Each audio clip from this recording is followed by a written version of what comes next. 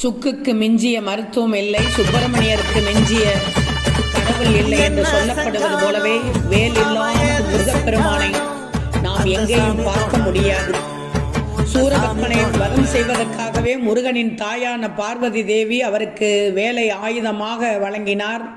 வேலுண்டு வினையில்லை என்று முருகப்பெருமானின் வேலை வணங்கினாலே எல்லா துன்பங்களும் தீரும்.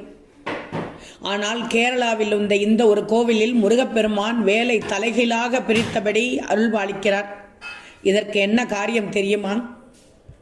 முருகப்பெருமான் தாரகாசுரனை வதம் செய்த பிறகு சேனாதிபதியாக உக்கிரமான வேலை தலைகீழாக பிடித்தபடி இன்று கோலத்தில் அருள்பாலிக்கிறார். கோட்டயம் மாவட்டத்தில் சங்கனாச்சேரி என்ற ஊரில் வித்தியாசமான முருகன் கோவில்.